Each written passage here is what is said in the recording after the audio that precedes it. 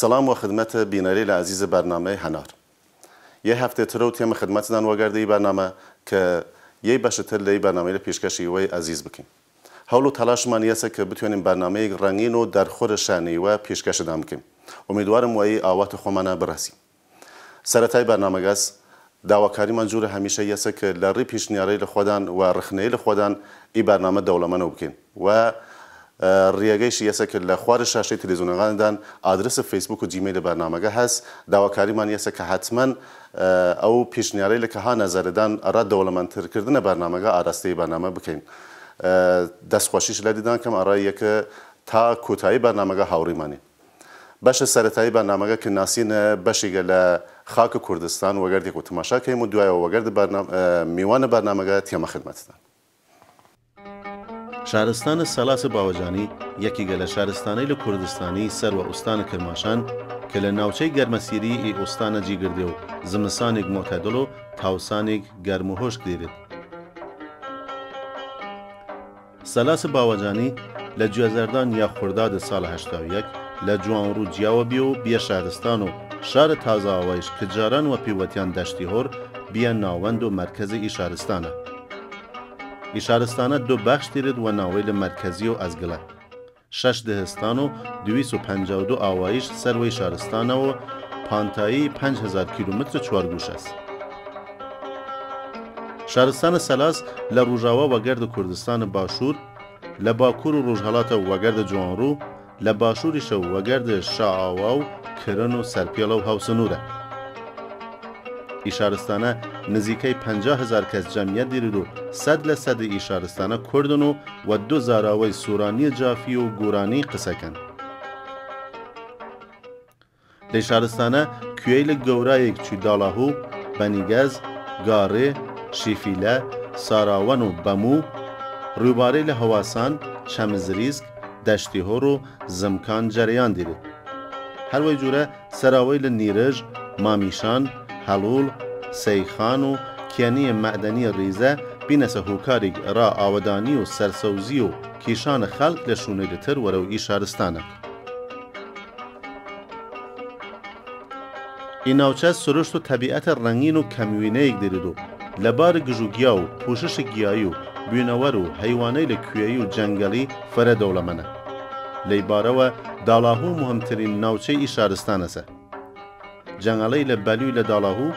دارای لونتق یا پسته کویی، بایم، بلالوک یا آلبالوی کویی، ارژن، همرو، مازو، گویج یا بلچ، ارغوان، انار و گردکان. چنور، بوجانه، ریواز، کنگر، گوزروان، پینگه، بناو کنیوار. للحاظ جانوریش قوتیم این نوچه فره دولمنه، پلور و حیوانه لیکچو کوک، قازلاخ، کفتر، پلنگ، گرگ،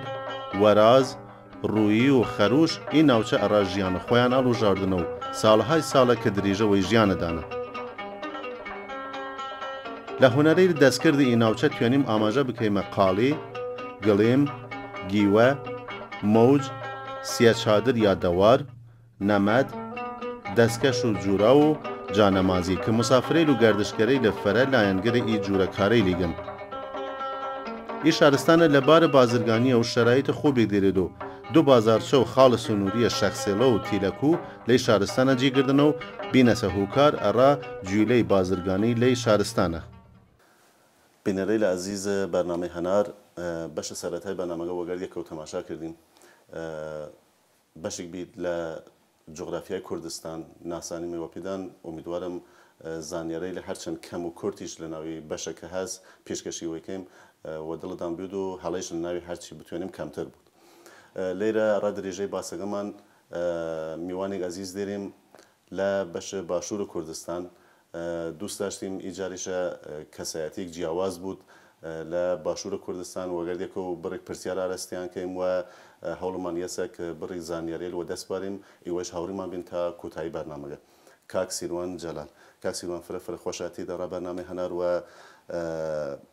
یکم جاره که تینا استودیو روجهالات و برنامه هناریش شانازی ارائیمه و خۆشاتن لە لێدان کەیم و ئارا دەستپێکە بەنامەکە گەرباسی ئەسای من خدمەتتان. زۆر سوپاس بۆ ئێوە، سوپاس بۆ دەرفەتە، بۆ منیش مای خۆشحاڵیە کە ڕۆژهەڵات تیڤی کۆی کردینەوە جارێکیکە. کاک سیروانی مە مامولەن سەرەتای بەنامەکەی جورە دەست وە بکەین کە چون ناوە بەنامەکە هەنارە ئێوەیش تەبیعەتدان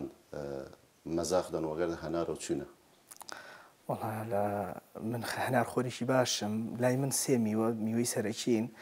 سەوزە و میوە نازانم چکە لە فەرنجی ئێمە زۆر جیان نەکراوەتەوە کە خەیار هەتا وەرزی خەیار بووم خەیار خۆریشی باشم، دواتر کە شووتی پێگا خەیار ئەبێ بە دەرەجە دوو، کە هەنار پێگا هەنار ئەبێ بە دەرەجەیەک و ئەو ئەکرێ بڵم چەتری خۆی هەڵەدا و هەموو لە سایابی، بۆیە من هەنار خۆرێکی باشم لە ناو هەناریشە ئەوی کە پێڵێن مێ خۆش نەتەشە نەشیرینە. موافق و سەرکەوتین. کاک سیروان ئیمە جیادەیە کە خۆ علاقەمەندی وە میوەی هەنار و بەشێکیشە ئەڕا لایەنگرەی لە بەرنامەی هەنار و یە جارترێکیش خۆشاتن وە پێدانیشم وەلێ ئەگەر وەرجە یەکە بچیمە سەر مۆزوع ئەو چالاکیە ڕێکخراوەیەکە کەین و وردە وردەش ناسنیمەوە بینەرەی لە عزیزمان لە وەتایبەتی ڕۆژهەڵاتە کوردستان کەمێک لەسەر خۆدان ئەگەر باسی ڕامە بکەین دوایەوە چینە سەر باسەکە. لە دنیا هاتندا خەڵکی کام بەش لە باشوورە کوردستانین و هەوزەی چالاکی و کاریدان چجوریە؟ لە ڕاستیە ئەم قسەی ڕەنگە زۆر کەسی تریش بڵێتەوە، بەڵام ئەمە قسەی قەنەعەتی منە، قسەی ناخی دڵمە. من کوڕی هەموو کوردستانم و هەمووی بۆ من زێدی منە، مەوای منە، وڵاتی منە، ئەو چەند پارچە کرا و لێکدا بڕاوە. بەڵام ئیتر بە سروشت من لە باشووری کوردستان لەدایک بووم و لە باشووری کوردستان لە دەڤەری شارەزوور لەدایک بووم و کار و پیشە و ژیانم ئێستا سەرقاڵی کار و بەرنامەکانم لە ناو شاری سلەیمانی و کاری ڕێکخراوەیەکەم و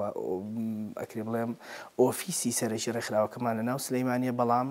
بەوە نەوەستاوین بازنگی چالاکیەکانمان چلوک و ڕێکخراوەکە چ لە ڕابردووەکو کاری ڕۆژنامەنووسی و هەر کارێکی تری فەرهەنگی کە کرد بێتمان شارەکانی تری کوردستانمان لێبێ بەش نەکردووە و جاری وایشەیە پەلی هاویشتووە دەرەوەی هەرێمی کوردستان و دەرەوەی ئەم جوگرافیایی ناوی عێراق و وڵاتانی ئەوروپا و کیشوەرەکانی تریشمان دیوە لەوێ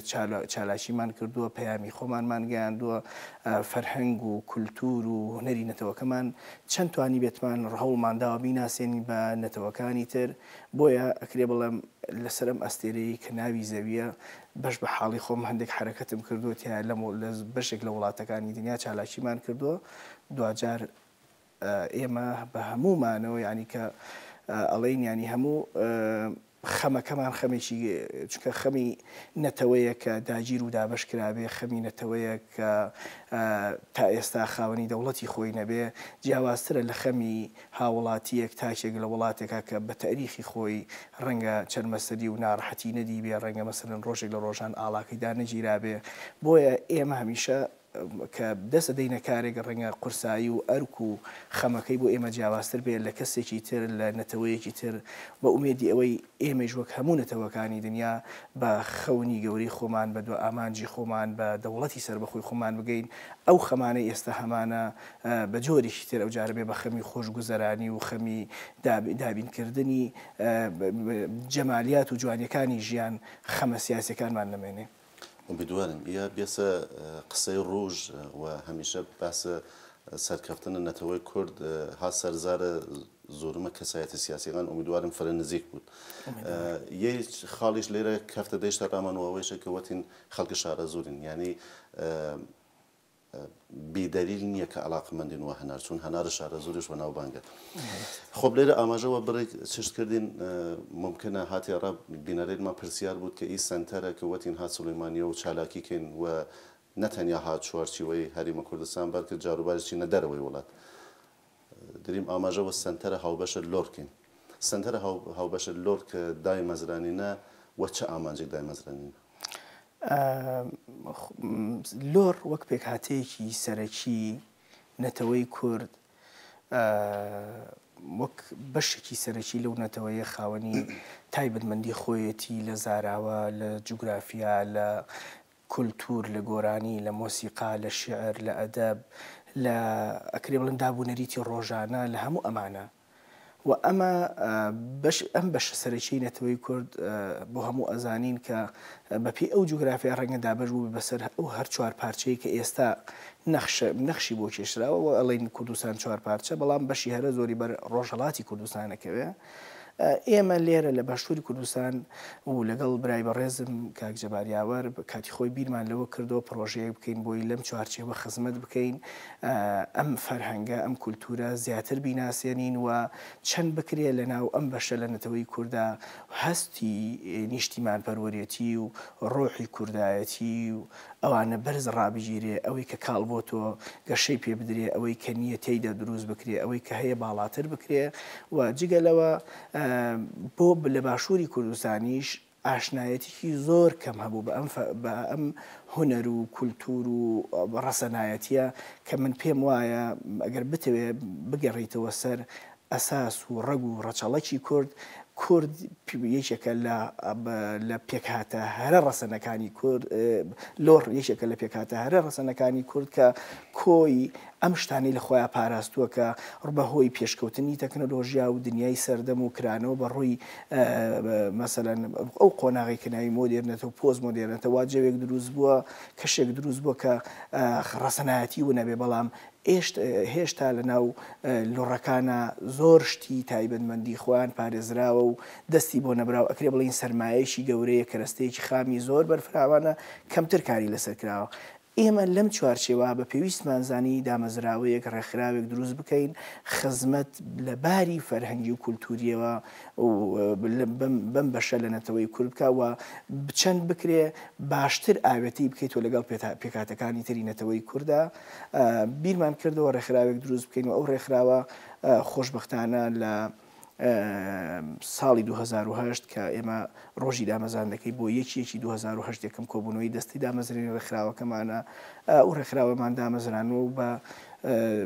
ئەو ماوەی کە تێپەڕیوە هەوڵمانداوە ژمارەیەک چالاکی لە ڕووی نەوعی و چۆنیەتیەوە هەندێک چالاکی تا ڕادێک ئەو تۆ بکەین کە خزمەتی هەم نەتەوەکەی پێ بکەین و خزمەتی ئەو بەشەی لە نەتەوەکەمان بە تایبەتی پێ بکەین. ئەمە خەمی ئێمە بوو و هەستمانە کرد ئەم بەشە لە نەتەوەی کورد ڕەنگە بە زۆر فاکتەر هەبوو بنوایان کرد بێ دابڕان دروست بوو بێ، ئیتر دابڕانەکە لە جێگەیەک کەمە، لە جێگەیەک زۆرە، لە جێگەیەک هەر زۆرە. جاری وایە لە هەندێک لە لوڕەکان ڕەنگە لە بەشێک لە لوڕەکان لیان بپرسی مەسەلەن تۆ کوردی پیان سیر بێ بڵێ کوردڵێ کوردیش نەتەوەیەکە و منیش نەتەوەیەکەم. بۆیە ئێمە خەمی گەورەمان ئەم خەمەیە کە خۆ هەر نەتەوەیەکبی دوجار تۆ ئینسانی و مرۆڤبوون ینی گەورەترین شتە بۆ هەر کەسێک لە دنیا، بەڵام ئەسڵی ئینسانیش حەقە مەسەلەن بە ئەسڵی خۆی ئاشنا بێتەوە بە ئاشنایکەیتەوە بە مێژوو بە ڕەچەڵێکی خۆی. بۆیە لەم خەمەوە لە دەرکردن بم مەترسیە لەسەر شوناسی بەشێک لە نەتەوەی کورد ئێمە دەستمان داوەتە ئەم کارە. ئومێدەوارم هەموو لایەک هاوکار و هەماهەنگمان بن بۆ ئەوەی بتوانین ئەم ئەرکە قورسە بەجێ بگەێنین و بیگەینە مەنزڵی ئارام. بەردەوام و سەرکەفتی بن. فرەد لە ڕێکخراوەیە کە دامەزریان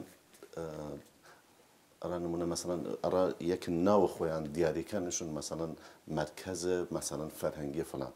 یا مەسەڵەن مەڵبەندە مەسەڵەن ڕۆشنبیریە فلانە چێشت ئسمەکان قالبیان دیاریە. ولی ما اسم ڕێکخراوەکەی وارام سەیرە مەسەڵەن سنتەرە هاوبەشە لۆر ئی هاوبەشە چه هەدەفی داشتینە چه هاپشتی؟ لە ڕاستی ئێمە وتمان ئەگەر بڵین تەنها بڵین سنتەری لۆر خۆمان هی نەکەین، ینی خۆمان چوارچێوەیەک بازنگێک بۆ خۆمان دیاریەکەین تا ڕادەیەک دەستمان ئەبەسرێ و مانای ئەوە نییە کە ئیشکردن لەسەر لۆڕ مەجای کەم بێ، بەڵام ئێمە پێمان خۆش بوو بە هاوبەشی لەسەر لەگەڵ سەرجەم پێکهاتەکانی لۆڕ وەکو خۆی لەسەر چەم تیرە و هۆزەکانی یا پێکهاتە نەزانم کۆمەڵایەتیەکانی و لەگەڵ سەرجەم پێکهاتەکانی نەتەوەی کورد بە هاوبەشی، چکە ئێمە لەو چوارچێوە هەوڵمان داوە چ لە گۆڤارەکەمان کە هەمانە لە دواتر قسەی لەسەر ئەەکەین ئەوە لە جۆری چالاکیەکانمان هەوڵمان داوە سەرجەم بەشەکانی نەتەوەی کورد بە زاراوە جیاوازەکانەوە بەشدار بن مشتەرەک بن لە چوارچێوەی کارەکانی ئێمە، بۆ ئەوەی ئێمە ئەم سنتەرە حەسەر وەکو ئەڵێ قەتیز نەکەین لە یەک بابەتە و لە یەک بازنگی داخراوە بۆی دەستمان زۆرتر ئازاد و واڵا بێ بۆ بە خزمەتکردن بە سەررجەم پێکاتەکانی نەتەوەی کورد بەڵام بە ڕاستیەکەی لەوایە کە ئێمە تەرکیزمان یا بڵین توانەکانی خۆمان زۆرتر ڕەنگە چەق بکەینەوە و فۆکەس لەسەر لۆڕ و کەڵهوڕ و لەک و ئەمانە کە دوجار ئەمانە بۆی خۆیانەوە جوگرافیایەکی لە باشووری کوردستان پێگەێنن لەوە چالاکیەکانمان ڕەنگە زۆرتر لەسەر ئەمە تەرکیز بکەین جینا سەررجەمنەتەوەی کورد بە کرمانجی بە گۆرانی بە هەموو ئەوانە لە چالاکیەکانمان بەشدار و کاری پێکەوەیمان زۆر کردووە. خب ئێوە ئەگەر ئاماژەیەک بتوان وە چالاکیەکاندان بکەین وەێ بۆ خااتێکە بڕەسین باقی پرسیارەکانش بکەم یەشە لە وەرچۆ بگرین کەمێک کۆڵبەر بوت ئەو چالاکیێکە کردینە تیترووار ئاماژەیەک وە پێ بکەین مەمنون. زۆر باشە ئێمە لە ڕابردووە چەند فێستیڤال و میهرەجانێکمان ساز کردووە بۆ لەسەر لۆر و بۆ کەسایەتی دیارەکانی ئەم مێژووی ئەم بەشش لە نەتەوەی کورد فێستیڤاڵیمان بۆ بابەت تاهیری هەمەدانی ساز کردو کە یەکێک بۆ لەو کارانێک کە لە یادی هزار ساڵی کۆچی دوایی بابەت تاهیرە سازمان کردبوو ئەو فێستیڤالێک بوو کە لە جگە لە چوار پارچەی کوردستان لە 5-6 وڵاتی ئەوروپیشەوە نووسەر و ڕووناکبیر و ئەوانە بەشداریان تیا کرد بوو. دواتر فێستیڤاڵی قەدەم خێرمان ساز کرد کە یەکێکە لە شێرە ژنەکانی لۆڕوا ئەو خزمەتی زۆری بە هەم ناوچەکەی خۆی و هەم نەتەوەکەی کردو یەکێک بۆ لەو ژنانەی ڕەنگە لە سەردەمی شێخی نەمەرا شێخ مەحموودا پەیوەندی و کۆنتاکت و هیرێکە بوو بۆ هاوکاری پشتیوانی یەکتر وەکو ژنێکی هەڵکەوتویش کە پێویستە ئێمە لەسەر ئەم کەسایەتیانە بۆستین. پاشتر لەسەر فێستیڤاڵێکی گەورەمان بۆ کەریمخانی زەند وەکو پاشایەکی گەورەی وڵاتی ئێران و دواتر لە نەتەوەی کورد و لە پێکهاتەی لۆڕ و ئەوانە و دواتر فێستیڤاڵ بۆ شعر و ئەدەبیات بۆ یەکەم جار فێستیڤاڵمان بۆ شاعیرانی هەر چوار پارچەی کوردستان بۆ شعری کوردی ساز کردەوە بە جگەلەوە ئێمە گروپێکی مۆزیکمان هەیە ڕەنگە ساڵانە 6 بۆ 7 ڕەنگە ساڵی وایە زیاتر لە 10 کۆنسێرت سازەکەن بۆ هونەرمەندەکان چ لە ناو چ لە دەرەوەی وڵات و ئەمانە بەشێکن لە چالاکیەکانی ئێمە گۆڤارێکمان هەیە ئەم گۆڤارە بە زمانی کوردی و بە زاراوەکانی لۆڕی و سۆرانی و کرمانجی و بە فارسی و عەرەبی دەرەچێ و پاشکۆیەکی ئینگلیزیشی هەیە. ئەم گۆڤارە پەیامەکانی خۆمان و وتارەکان بەو زاراوانە بڵاوەکەینەوە بۆی زۆرتر باشتر تاچی کورد و غەیری کوردیش ئاشناکەین بە ئەم بەشە لە نەتەوەی کورد و بە مێژووی نەتەوەکەمان و ئەمانە بەشێکن لە چالاکیەکان و بە بەردەوامیش چ کۆڕ و کۆبوونەوە و سیمینار و دەورە خولی هۆشیاری و خولی مۆسیقا و ئەوانە چکە زۆر چالاکی لەو چەشنەمان هەیە ئەمانە بەشێکن کە جەناب دەڵی تیر ئاستا منیشەوە بە خێرایی ئەوە ئاماژەم پێکردن. دەست خۆش بوو. خۆمە لی بەشە سەرەتایی پرسیارەکانمە یە پرسیارتر لە خدمەتان ئەرزکەم و دوایی چمە بەشترێک ئەوەیش ئێستا کە بە هەرحاڵ هەر ڕێکخراوەیەک هەر سازمانێک هەر مرکزێک کە تەشکیل بوو یە سری پێکاتە ڕاخۆی دەری یە سری دابەشیکەن و چەند بەشی ئایا ئیوەیش ئی سازمانە ڕایەت کردنە ناوخۆدانی سیستمە دێرینیانە لە ڕاستی هەروایە ئێمە سنتەرەکە چەند بەشێک لە خۆگرێ بەشی کولتوریمان هەیە کە ئەمە گروپێکی مۆزیک لە خۆگرێ گروپێکە بەناوی گروپی مۆزیکی سنتەری هاوبەشی لۆڕ ڕەنگە بەشێک لە چالاکیەکانتان دی بێ ئەم گروپە چەند برادێکی چەند هاوڕێیەکی خۆمان لە سنتەرەکە لە مۆسیقاری باش کاک نەزار و برادەران مۆسیقاری باش و هەموو خەڵکی ئەکادیمین و ئەستۆدیویەکمان هەیە کە هاوکاری هونەرمەندانی لێ یەکەین کە لەوێ بەرهەمەکانی خۆیان تۆمار ئەکەن و چالاکیەکانی خۆمان ئەوەی پەیوەندی بەکاری هونەری هەبێت لە چوارچێوەی ئەم گروپە و ئەم بەشا و بەشێکی ترمان هەیە بەشی ڕووناکبیریە گۆڤارێکمان هەیە بە ناوی گۆڤاری لۆڕ تا ئێستا 5 عادەتیمان لێ چاپ کردووە لەبەر کەمی ئیمکانیەت و بودجە ناتوانین و ئەگەرنا ئێمە بڕیاروا بوو گۆڤارەکە گۆڤارێکی وەرزی بێ هەر 3 مانگ جارێک ژمارەیەکی لێ چاپکەین بەڵام بەهۆی ئەوەی هەم تێچوونی زۆرە و هەم ئەو بودجەی کە بۆ ڕێکخراوەکان لێرە هەیە زۆر کەمە تەرەقەتی ئەوە نایە و جگەلەوە ئێمە بەشی پەیوەندیەکانمان هەیە کە توانیمانە تا ڕادەیەک پەیوەندی لەگەڵ کەسایەتی و ڕووناکبیر و هونەرمەند و نووسەر و خوێنەوار و خاوەن بڕوانامەکانی سەرجەم نەتەوە کەمان و جگەلەوە لە بەتایبەت لەگەڵ لۆڕەکان لە هەرکوێکی دنیا هەبوون بەشێکیان ناتوانین بە هەمووی ڕاگەشتین بەڵام جۆرێک پەیوەندیمان لەگەڵ دروستکردوون و ئەمە بەشی کۆمەڵایەتیمان هەیە کە ئەم بەشیان زۆرتر پەیوەندی کۆمەڵایەتیەکان گری ئەدا ئەوە بەسەریان ئەکاتەوە لە ناوخوایان ئەنجومەنیان بۆ دروستەکە کە ئەمە یەکێکە لە بەشە زیندوەکان کە بۆ هەر ناوچەیەکی کوردستان لە باشووری کوردستان ئەگەر لۆڕەکان کە دوجار ڕەنگە قسەی زیاتر لەسەر بکەین بۆ ئەوانە ئەنجومەنیان لێ دروست کردوون و سەرپەرشتی ئەوانەکەن بە کۆی گشتی ئەمە پێکهاتەکانی سنتەرەکەی لەگەڵەوە سایتێکمان هەیە ئێستا لە قۆناغی دیزاین و ئەوانە جارێکتر دیزاینەکەین و دیئەکتیڤمان کردو لە ئایندا ئەویش ئەکەوێتەوە گەڕ بە هەر بە ستایلی گۆڤارەکەمانە بەزارا و زمانە جیاوازان نابێ. دەست خۆش بوو. کاک سیروانی بەش ئێمە پرسیارانە کێمە دوو بەش و بەشێکی لە سەرەتاوە پرسیارکەین شێوازە پرسیارەکانیش گۆڕین لێرەوە ئەگەر وەگەردێک و موسیقەیەک لە موسیقی دەوڵەمەندە لۆڕی وەگەردێک و گوش کردیم وچانێکش دێمە خۆمان و ئاوێک خۆیم و دەمەتەقەیەکەم و دوایەوە تێمە خدمەت. خۆشحاڵم. بینەری لەزیز لە دوای ناوبەر موسیقی بەشە هونەری بەرنامەکە وەگەردێک و دوێنیم و تێمە خدمەت.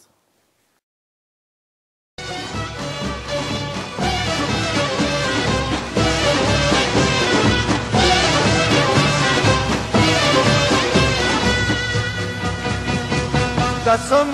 بین تا بکه گل دو تلش که داره در کشی میله زنه منه چی خیده رگم بگن دستم بین تا بکه گل دو تلش که داره در کشی میله زنه منه رگم رگم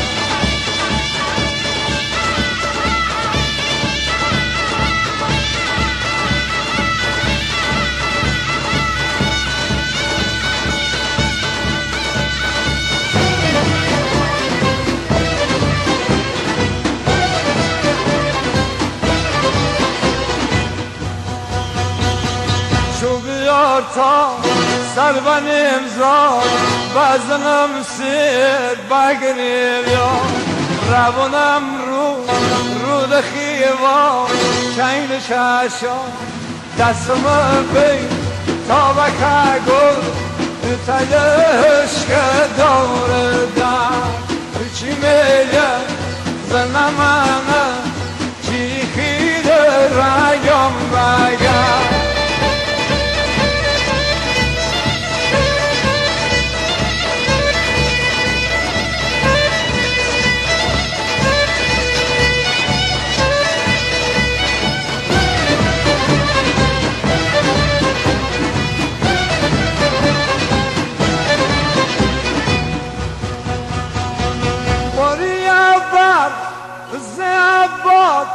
باد بیرم توفانی باد بیرم توفانی شنگ و شکر میزنم زاد سر ریا سرگردونی سر ریا سرگردونی گرم دست یادگاری تش تشگاه قدیمه مخمل است یادشونی بغنی تن نسیمه بغنی تن نسیمه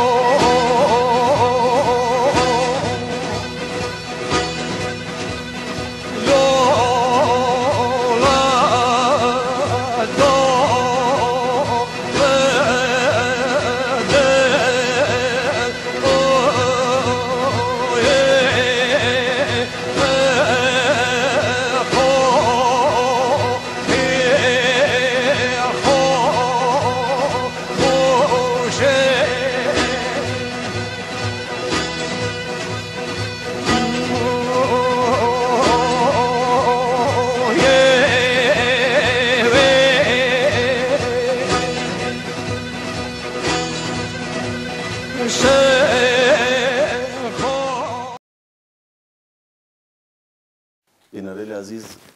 درێژەوە باسەکەمان کەین و لێرە ئەڕا ئەوانەی کە لێرە بوونە هاوڕێی بەرنامە یە جارترێک لە خزمەتیان عەرز کەم کە میوانە عزیزمان فعلاً کاک سیروان جەلالە ئەندامە وەڕێوەبەریە سەنتەرە هاوبەشە لۆر ممکنە زۆرمە ئیوە لەگەردە چالاکیل و فعالیەتەی لە ئێ ڕێکخراوە و ئی مرکزە کە کار لەسەر فەرهەنگ و ئەدەبیات و هوەر و موسیقی و تاریخە لۆڕێیلکەن لەگەردە چالاکیلی ئاشنا بن وەلی کەسەیل تەبیعەتە کاری ئێسە کە کەم دەرکەفن ئەلان هەوڵمانیەبی کاک سیروان و چالاکیلی ڕێکخراوە ئیوە بناسینیم و لێرەشە درێژەوە باسەکەمان دێم کاک سیروان وەتیم کە پرسیارەکان هەوڵمانیەکە بگۆڕنینێ ئەگەر بتوانین ئەڕا مردمە ڕۆژهەڵاتی کوردستان ڕوونکردنەوەی بێم و وەرچەویان ڕوونترەوە بوو لەسەر یەکە لۆڕەی لە کوورەی باشووری کوردستان نیشتەجین چوشی و کێناڕەمان هانە کوورە پەرش و بڵاویان چجوریە لە ڕاستیە لۆڕەکان لە باشووری کوردستان ئەوانەی کە هەر ئەڵێن بەخۆیان لۆڕین نە مەسەلەن زۆر تیرۆهۆزی تر هەن کە ئەچیتە ناو لۆڕستانی ئەسڵی خۆڕەم ئاباد و یان ناوچەی لۆڕنشین و جوگرافیای لۆڕستان لە ڕۆژهەڵاتی کوردستان زۆر تیرۆهۆزی تر هەن لێرەش ڕەنگە ینی لەو تیرانە هاتوونەتە ئێرە بەڵام ئەوانەی کە من مەبەستمەکە هەر ناوی خۆیان شناسیان لۆڕە کە لە بە خۆیان چکە لە باشووری کوردستان پێکهاتەکەی وایە پێکاتە کۆمەڵایەتەکەی وایە عەشیرەت و هۆز و تایفە و ئەمانە هەیە لەناو ئەمانە ئەوانەی کە خاوەنی شوناسی لۆڕنکە هەر بە خۆیان یانوتووە وەکو عەشیرەت و تویانە بەکاران چکە مەسەن لە ناوچەی شارە زوور یا گەرمیانە چەندین عەشیرەت هەیە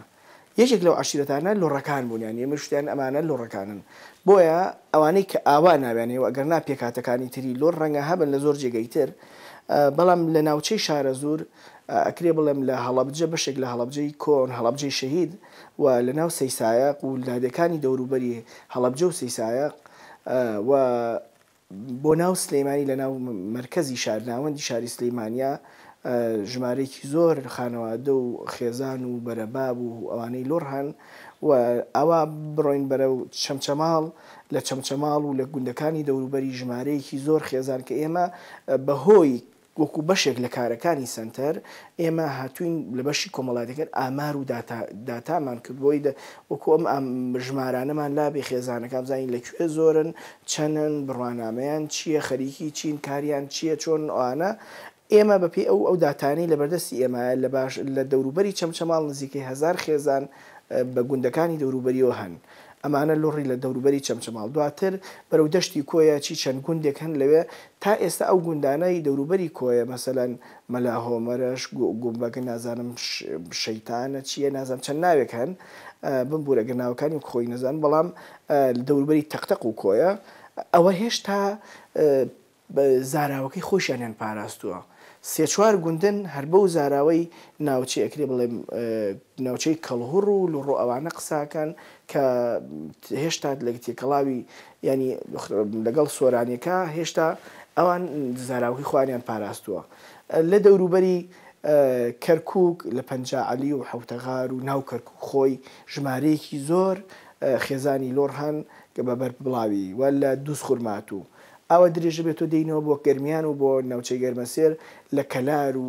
خانەقین و جەلەولا و درێژە بێتەوە تاکووت و ئەمارە کە ئەمە ئەو جوگرافیایە بە دیوی ئەو دیویا لە ڕۆژهەڵاتی کوردستانە ئەو ناوچانن کە بە ناوچەی ئیلام و یا ناوچەی لۆڕنشین و کەڵهوڕنشینن ئەوە درێژ بوونەتەوە ئەمە ئەو جوگرافیایە کە تا ئێستا ئێمە هەستمان پێکردووە و بەسەرمان کردوونەتەوە و لە ئەنجومەنی کۆمەڵایەتیمان بۆ دروست کردوون و ئامارگیریمان لێ کردوون ئەو ناوچانن کە لۆڕەکانی لە باشووری کوردستان لێ دەژین لێرە پرسیارە دروست بوو دۆوەش ئێستا کە ئەگەر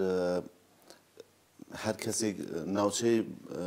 بادینان ئەگەر بنێمە لاوە لە ناو باشوور کوردستان ئی بەشە سوورانەیەکی مێنێت و بڕێک لادێ و ئاوایی لێرە هەن کە وەلۆڕی قسەکەن ئی پرسیارە دروست بوو ممکنە ڕابینەرەی یعنی دروست بوو کە هەر کەسێک بێژگە زاراوەی سوورانی قسە کرد و پێشن لۆر لە حاڵێکە لە ڕۆژهەڵاتی کوردستان جیاوازیەک هەست لە بینە مەسەڵەن لەک و کاڵهۆڕ و لۆر یا گۆران وەلی لێرەوە گشتشون لۆڕ چ دەلێلی دەرێت چ هۆکارێک دەرێت یەکەم ئەوە پەیوەندی بە ئاستی تێگەیشتن و وشیاری و شارەزایی لە پێکهاتەکانی نەتەوەی کورد و زاراوەکان و کۆڵی لەهجەکانی زمانی کوردی من خۆشم یەکێکم لەو کەسانی پێش ئەوەی دەست بەمە ئەم کارە و دیقەت بکەم و زۆرتر لێی وردمەوە منیش پێم وا بوو هەموو ئەوانەی کە لە خانەقین و مەسەرەن دەوروبەری کرماشان و ئەو زاراوەی کە فەیلی یا پەهلەوی کۆن ئەوانە من پێم وا بوو هەموو ئەمانە لۆڕێن لە خۆی من ئەگەر بین ورتری بکەینەوە من چەند توێژەرێکی باش مامۆستای زانکۆ دیومانن لەم مەجالە نووسینیان هەیە توێژینەوەیان هەیە ماستەرنامە هەیە لەم بارەوە ئەم زاراوانیان وەکو یەکێک لە پێکهاتەکانی دیسان زاراوە ئەساسیەکەی لەهجەس ئەساسیەکەی لۆڕ ئاماژە پێ کردووە بەڵام لە ئەسڵدا ڕەنگە ئێمە زۆر باش بە جوگرافیای لۆڕستان یا لۆڕنشین و لە ڕۆژهەڵاتی کوردستان و ئەو زاراوانە ئاشنا نەبووین بۆیە ئێمەتر پێ لای تاچی کورد لە باشووری کوردستان پێی وا بووە کە ئیتر ئەوەی بەوزە ئاوا قسەی کرد ئەوە لۆڕە یا ئەوە زاراوەی لۆڕیە لە کاتێکدا کە ئەچتە ناو لۆڕەکان لەگەڵ خوان قساکەی چ لە بەختیاریەکان چ لۆڕەکانی خۆڕەماباد و ئەوانە زۆر جیاوازە لەگەڵ ئەو زاراوەی کە لە دەوروبەری خانەقین قسەی پێکەن یا لە دەوروبەری کرماشان یا لە گەرمەسێر قسەی پێکەن بۆیە تا ئەمە من بۆ ئەوەی ئەجێڕمەوە کە نائاشناییەکەیە ناوی لۆڕ وەک پێکهاتەیەکی سەرەکی کورد لە مێژوو لە ئەدەبیات لە شیعر لە پەیام و وتاری ڕابردووی کووردا هەبووە لە باشوور بەڵام ئەمە ینی وەکو چۆنەڵێ وەکو سەردێڕ هەبووە وردەکاریەکەی بەداخەوە زۆر بەکەمی هەیە بۆیە لۆڕ ینی ئەم ناوە زۆر بەرگوێ کەوتووە لێرە بەڵام بە تەفاسیل و وردەکاریەکەی و نییە بۆیە ئێستا گەر تاشێک لە باشووری کوردستان لە ڕابردووە پێی وا بوو بێ مەسەرەن هی ئەمە بووە کە زۆر ئاگایی یا زۆر وشیاری لەم مەجالانە بووە کاک سیروان ئەلبەت یە چشتیش هەست ئەوەش هێستا کە ئیمێش لە ڕۆژهەڵاتی کوردستان فرەوە نەوعێک خۆدپاراستنێک دەست بێم ئەڕا یەکە چەند ناوێک لە بەشە زاراوەی کوردی خوارین بیلیم یعنی ترسید ناو هەر کام لە هۆز و ئەشرەت و بن زاراوەغان و کوردی بنێتە سەریمە و خاتریە ئەحتیات کردمەوەشم کوردی خوارین دی نەوشم کاڵهۆڕی نەوشم کرماشانی نەوشم لۆڕی وەلی ئەگەر ئێمە یەکەم بچین وەرە و دوایەوە وەرجەیەکە حکوومەت ئێرەنەی تورکیا دروست بوو دەسەڵاتە تازەی تورکیا دروست بوو لە دەورەی عوسمانییل دۆ مرکز یا دۆ چشتی جوور و پایتەخت مەسەڵەن ئەڕا کورد دیاری کردوین لە ناو دەسەڵات و عوسمانی ئەو کات و ئەویش یەکێکی مووسڵ بی یەکێکی بەغداد ئەڕا کوردیل کە مووسڵ پایتەختە کوردی لە سونی بی و بەغدادیش کوردی لە شیە ئەلان کەسێک جوورە کورد یا ئەگەر ناویشی بینیم لۆڕ مننە لە بەغدا یا ئێوەش جزء کاری چارەکەی لە حوزەی خۆدان هەساویکەین یانە لە ڕاستیە لە گوتمان لۆڕەکان درێژ بوونەتەوە ئاوا بۆ خوارەوە تا کووتوانە بڵێ بەشێکی زۆری ئەوانەی کە بەهروان ناسراون لە ناوبەخا پێیانەڵێن فەیلیەکان کە کەسایەتی زۆریان هەیە لە قیاداتی یا لە سەرکردایەتی بزوتنەوەی سیاسی کوردی لە پارتە سیاسەکانی باشووری کوردستان و ڕۆڵێکی گەورە و کاریگەریان هەبووە تێکۆشەری باشیان هەبوو نووسەر و سیاسی و ڕووناکبیر و هونەرمەندی گەورە و ئەوانیان تێ هەڵکەوتووە بەڵام ژمارەیەکی زۆریان لەم فەیلیانە ئەکرێ مەسەن بە نزیکی ملیۆنێک مەزەندا ئەکرێن لە ناوبەغا و دەوروبەری و لە خواروتر ئەژین ئەمانە ئەسڵی ئەوانن کە لە دەوروبەری ئیلامەوە ڕەنگە هاتبن یا لە لۆڕستانەوە هاتبن ئەمانە پێیان ئەڵێن فەیلیەکان ئەمانە بەشێکی سەرەکی نەتەوەی کوردن بەڵام ئەوەی جێی داخە لێرە ئەوەیە بەهۆی ئەوەی کاریگەری ئاین و ئاینزاوە بە تایبەت مەزهەبگەرایی ئەمانە خاو هەڵگری یا شوێنکەوتووی مەزهەبی شیعان ئەوەندەی حس و هەست و شعوری شیعەگەرایی لایەن زاڵە ئەوەندە هەستی ناسیۆنالیستی و نەتەوەی لایەن زاڵ نییە بۆیە ئێمە مەسەرەن ئەڵێن نزیکە 1 ملیۆن کوردی فەیلی لە بەغا ئەژی بەڵام کە هەڵبژاردنەکان دێتە پێشەوە و نوێنەرەکانی کورد لە بەغدا خوان کە هەڵەبژێرن کەمترین دەنگ بەدەستێنن بەهۆی ئەوەی کە ئەم جگەلەوەی کە ئەم دەوڵەتە یەک لە دوایەکانەی عێراق هەموو ئەمانیان شناسنامەیان لێ مەمنوع لێ قەدەغە کردوون خاوەنی ناسنامە نەبوون جارێک بە ئێرانی دراون لە قەڵەم نێراونەتەوە بۆ دوو جارە لەولا نێراونەتەوە بۆ ئەم دی و ئەم هەموو ئاوارەی و دەربەدەری و جینۆسایدیان لەسەر جێبەجێکراوە کەچی بەمەیشەوە هێشتا هەستی ناسیۆنالیتی و نەتەوەیەتیان لا بەرز نییە هەستی شیعەگەراییەکە زاڵە ئەمانە لە کاتی هەڵبژاردنەکان بەشی هەرە زۆریان دەنگ بە پارتە شیعەگەراکان لەوەی مالیکی و سەدر و ئەمار حەکیم و ئەمانەدەن و ئەگەرنا بەڵێ ژمارەیەکی زۆر لەو فەیلیانە لە بەغا ئەژین کە ئەوانە بەشێکی سەرەکی نەتەوەی کوردن بەداخەوە یا ئێمە و باش نەمانتوانێت کاریان لەسەر بکەین و کاریگەری مەزەبی زۆرتر لەسەریان زاڵ بووە تا ئێستا ئێمە تا ڕادەیەک دابڕانێک وەکو لەگەڵ کورد دابڕانێک هەست پێەکەین. خب کاک سیروان مارە کوتایی پرسیارەکانم هەوزەی کاری ئیوە کارە فەرهەنگیە و کارە کۆمەڵایەتیە نەسیاسی و کاروەی سنوورەی لە دەستکردە نێرین کە لە کورد دابەشە و کردیە دنیا ژیرروبانەوە بوو پەیوەندی فەرهەنگی هیچ وەخت دانیە بڕێت ئیوە توێنسینە چه پەیوەندیەلی بینە لۆرە ئیدی مۆگەدە لۆرە ئەو دیمە سنوورە دەستکردە و دروست بکەین. ئێمە لە ڕابردووە چونکە هەروکو جەنابەت ئاماژەت پێکرد ئێمە لەسەر ئەو مەبدەئە کارەکەین نان بۆ نانەوە و گۆشت بۆ قەساب کاری سیاسی بۆ سیاسەتمەدار و سیاسیەکان و بزوتنەوە و حرەکەت و ئەحزابی سیاسی و کاری فەرهەنگیش کە ئەمە لە دنیا ڕێگەی لێ ناگیرێەوە بە پێی جارنامەی جیهانی مافەکانی مرۆڤ ئەمە ڕێگە پێدراوە سنوور ناناسێ یعنی ئەمە نییە لە چوارچێوەیەکە دیاری قەتیسی بکەی ئێمە لە ڕابردووە بۆ کار و چالاکیە فەرهەنگیەکانی خۆمان هوەریەکانی خۆمان ئێمە لە ڕۆژهەڵاتی کوردستان و لە باکووری کوردستان و لە خۆرئاوای کوردستان لە ناوڕاستی عێراقیش لە بەخا و ئەوانە ئێمە ژمارەیەکی زۆر لە نووسەر و ڕووناکبیر و هونەرمەند و کەسایەتەکانمان بانگێش کردووە لە چالاکیەکانیان خۆمان بەشداریمان پێکردوون قسەیان هەبووە کە هونەرمەند بوون کۆنسێرتمان بۆ گرتوون نووسەر بوون کۆڕمان بۆ گرتوون یا لە فێستیڤاڵەکانمانە وتار و لێکۆڵینەوەیان پێشکەش کردووە ئێمە بەشداریەکی تاڕادەیەک لە ڕووی چۆنایەتی و باشمان لەگەڵ ئەمانە بەشداریکی باش و گەرمگوڕمان هەبووە و لە بەرامبەر ئەمە ئێمەش لە بەشێک لە چالاکیەکانی ئەمانە جایتە داوت کراوین تۆ بانگێشت کراوین تۆ جارێک لە ئامەد و چەند جار بۆ مەسەلەن بۆ دیاربەکر و بۆ باشەکانی بۆ باکووری کوردستان و بۆ ڕۆژهەڵاتی کوردستان و بۆ ناوچەی لۆڕستان و بۆ حتا خوزستان بۆ ناو لۆڕە بەختیاریەکان ئێمە بەشداری کار و چالاکی فەرهەنگیمان کردووە بۆیە ئێمە پەیوەندیەکی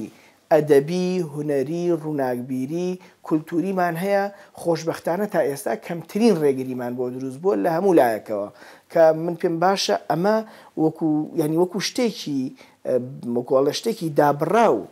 لە کاروباری سیاسی و ئەو جوگرافیانەی کە هەیە قسەی لەسەر بکرێ ئەمە کاری فەرهەنگە و کولتورە و دوجار خزمەتە بە مرۆڤایەتی و ئەمە خوا ئەم مافەی بە ئینسان داوە کە خاوەنی زمان و کولتور و فەرهەنگی خۆی بێ یاسا دنیایەکان ئەم مافەی پێداوە وەکووتمان جارنامەی جیهانی مافەکانی مرۆڤ ئەم حەقیان سەلماندوو هەموو وڵاتانی دنیا لەسەر ئەمە متتەفیقن بۆیە من ئومێدەوارم چیتی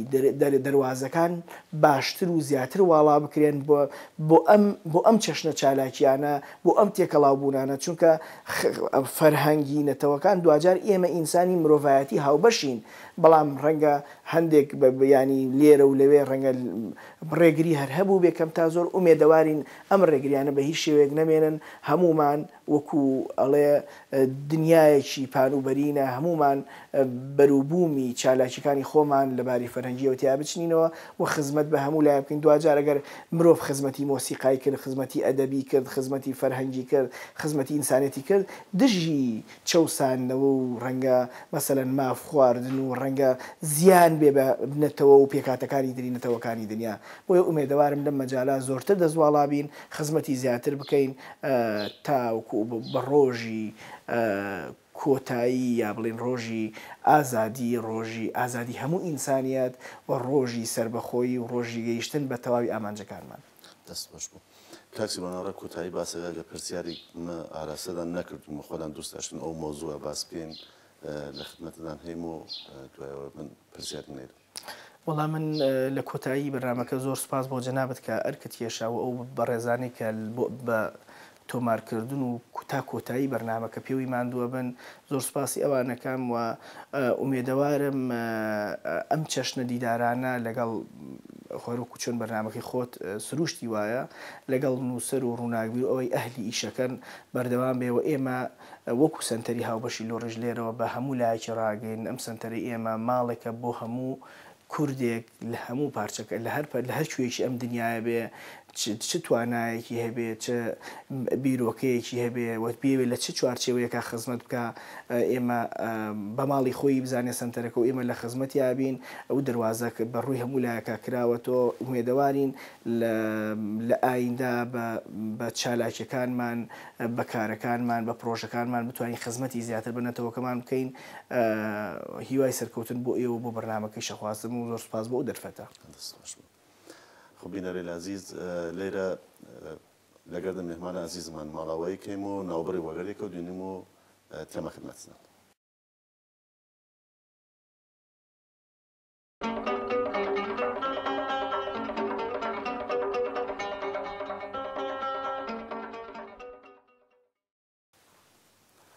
خب هاوڕێلە عزیزە بەرنامەی هەنار و بەش هەژدەوەم ئەگەر هەڵە نەکەم لە بەرنامەی هەناریش کوتایی ڕەسی من ئی بەرنامەوە بەرنامەی خۆدان بزانین جوورە هەمیشە ئەس کە وەتیم لەسەر پێدان و لێرێشەوە پێدانوشم یە جارەترە کە و بینەر تماشادان نەکەیم و هاوڕێ خۆمان هەساودان کەیم ئی بەرنامە هەنە خۆدانە یارمەتیدەری بین و پشتگیری لەری بکەین و ڕێنمایی لە خۆدان حتمما ئارامان کەل بکەین. هەفتەی ترەک تێمە خدمەتان وەگەردە یەی میوانەتر و تا هەفتەی بانان بنیشنە خۆش و ماڵدان ئاوە.